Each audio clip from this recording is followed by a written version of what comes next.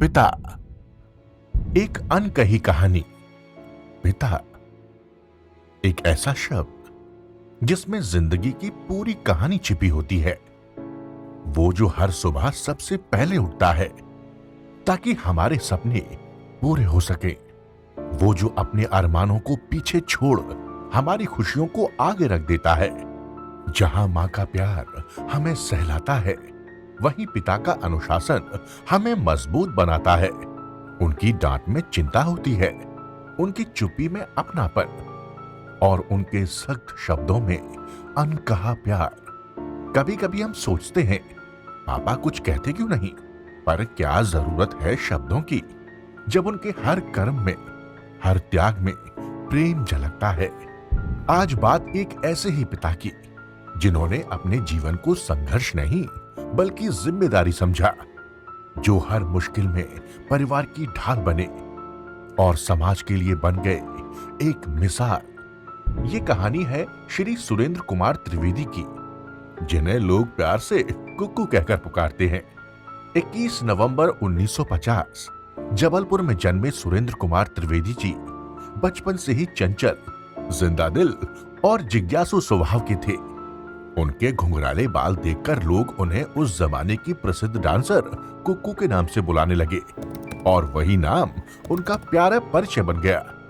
सुरेंद्र जी के पिता military dairy farm में पदस्थ थे। डेयरी फार्म में भैंसों का एक तालाब हुआ करता था। बचपन से ही छोटे कुक्कू को तैराकी का बहुत शौक था। इसी शौक के चलते कभी कभी छोटे कुक्कू भैंसों के साथ गोते लगा दिया करते थे। जब वो पानी से निकलते तो जेबों में भैंसों का गोबर भरा रहता। फिर क्या था, गोबर से सने छोटे कुक्कू जब घर आते तब अम्मा की जोरदार डांट खानी पड़ती थी। सुरेंद्र जी बचपन में बहुत ही शरारती हुआ करते थे। उन्हें भैंसों के साथ नहाना पसंद तो था ही, गिरगिट को रस्सी से बांधने में भी उन्हें बहुत मजा आता था। वो पतंग की डोर जब थाम लेते थे तो पतंग को आसमान की ऊंचाइयों तक पहुंचा देते थे। सांप को पकड़ने में भी उन्हें बहुत मजा आता था। इतना ही नहीं, छोटे कक्कू बचपन में एग्जाम में पर्ची से चीटिंग किया करते थे। जब भी एग्जाम देने जाते तो घर से पर्ची बना लिया करते थे। धीरे धीरे जब वो बड़े होते गए, थोड़ी समझदारी उनमें आती गई। सुरेंद्र जी को फुटबॉल खेलने का भी बड़ा ही शौक था। बचपन में फुटबॉल के वो अच्छे खिलाड़ी हुआ करते थे, इसलिए उन्होंने एक रेंजर्स क्लब नाम से एक फुटबॉल क्लब बना दिया। पर जिंदगी की असली परीक्षा तो अब शुरू हुई थी। बहुत छोटी उम्र में ही पिता को लकवा लग गया। घर की सारी जिम्मेदारियां अचानक सुरेंद्र जी एवं समस्त भाइयों के कंधों पर आ गई। पढ़ाई का खर्च, घर का खर्च, सब कुछ मुश्किल हो गया। इस समय उनके चाचा बुआ ने बहुत मदद की, पूरे परिवार को जबलपुर में साथ रखा। पर आय के साधन सीमित होने से परेशानियां बढ़ने लगी। पर उन्होंने हार नहीं मानी। उन्होंने एवं उनके भाइयों ने संघर्ष को अपना साथी बनाया और हिम्मत को अपनी पहचान। उन्होंने मेडिकल स्टोर पर काम शुरू किया ताकि पढ़ाई का खर्च खुद उठा सके। लेकिन छोटी सी आमदनी परिवार की जरूरतों के आगे बहुत कम थी। फिर उन्होंने कटनी जाकर थोक में सुई धागे का व्यापार शुरू किया। कटनी से धागे लाते और साइकिल से टेलरों की दुकान पर बेचते। दिन रात मेहनत करते, पढ़ाई भी, काम भी और पिता की सेवा भी।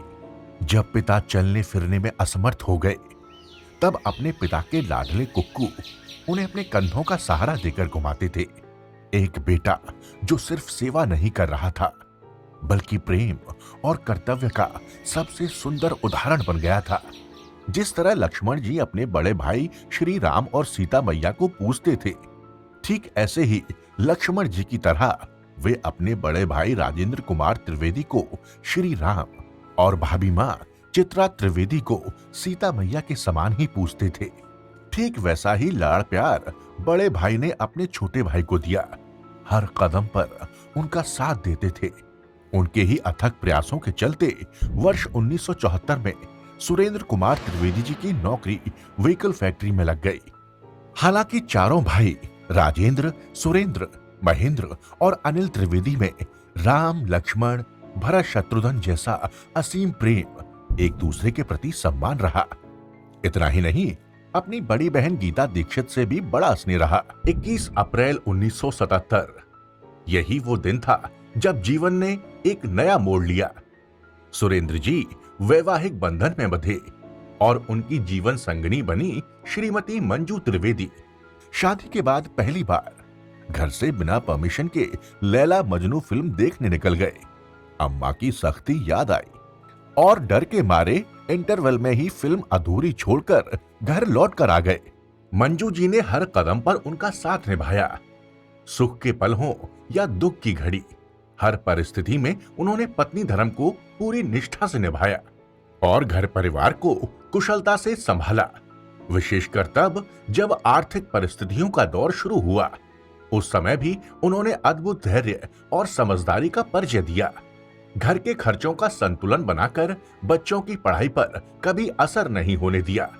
उन दिनों स्कूटर खरीदना भी किसी शान से कम नहीं माना जाता था।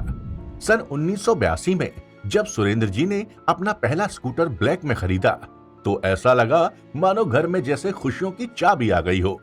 अब एक बेटा खुद पिता बन चुका था। सुरेंद्र त्रिवेदी जी के 2 बेटे हुए, सौरभ त्रिवेदी और शलभ त्रिवेदी। आर्थिक स्थिति कमजोर थी, पर उन्होंने बच्चों की हर ख्वाहिश पूरी की। अपने शौक को त्याग कर उनके सपनों को उड़ान दी। दोनों बेटों को पढ़ा लिखाकर अपने पैरों पर खड़ा कर दिया। अब वक्त था अपने दोनों बेटों के घर को बसाने का, नई उड़ान, नए सफर का। दोनों बेटों को विवाह के पवित्र बंधन में बांध दिया। फिर घर में आए 2 बहुएं, नीतू और पूजा। मानो किस्मत की 2 रोशनियां हो। पिता ने उन्हें बेटियों की तरह लाड़ प्यार सम्मान दिया। अक्सर देखा जाता है कि रिटायरमेंट के बाद लोग घर में ही समय बिताना पसंद करते हैं, लेकिन सुरेंद्र जी ऐसे नहीं थे। उनमें काम करने का जज्बा रिटायरमेंट के बाद भी उतना ही प्रबल था। उन्होंने पहले से ही तय कर लिया था कि वे जीवन की दूसरी पारी को भी पूरी ऊर्जा और लगन से तय करेंगे। इसी सोच के साथ उन्होंने ठेकेदारी कार्य शुरू करने का निर्णय लिया और शिवा बिल्डर्स के नाम से अपनी फर्म की स्थापना की। मेहनत, ईमानदारी और लगन के बल पर उन्होंने इस कंपनी को नई ऊंचाइयों तक पहुंचाया और अपने सपनों को साकार किया। उन्होंने सिखाया कि पिता वो होता है जो खुद कम रोशनी में रहकर अपने बच्चों की जिंदगी को उजाला देता है।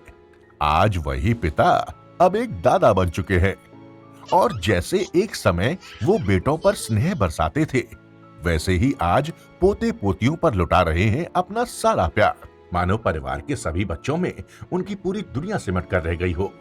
कहते हैं ना, यारी है ईमान मेरा, यार मेरी जिंदगी। वो एक खुश मिजाज और जिंदा दिल इंसान है। जितनी मोहब्बत वो अपने परिवार से करते हैं, उतनी ही आत्मीयता अपने दोस्तों के लिए भी रखते हैं।